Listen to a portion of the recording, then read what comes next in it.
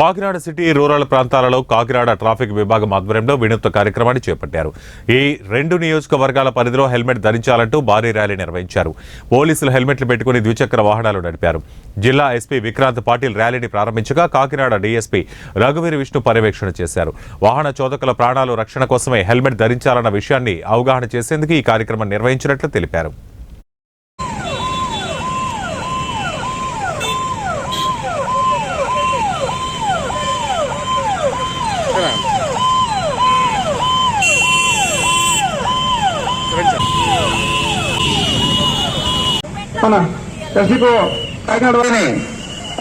Helmet ర్యాలీని అవగాహన కార్యక్రమం నిమిత్తం మేము అందరికి కూడా ఎగ్జిబిట్ చేస్తున్నా. ఇంటికి వచ్చి మీ ఫ్యామిలీతో ఎంజాయ్ చేసి క్షేమంగా ఇంటికి దాని ప్రొడక్షన్ కోట్ల రూపాయలు పెట్టినా కానీ మన బ్రెయిన్ దొరకదు.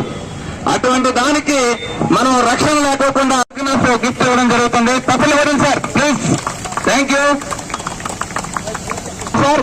మీరు అకౌంటెంట్ కింద పనిచేస్తున్నారు సార్. అందరూ కూడా దయచేసి ఐఎస్ఐ ఉన్నటువంటి మార్కుని పెట్టుకోండి సార్.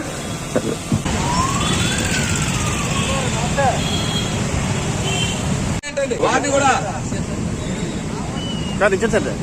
సురేష్ గారికి వారి యొక్క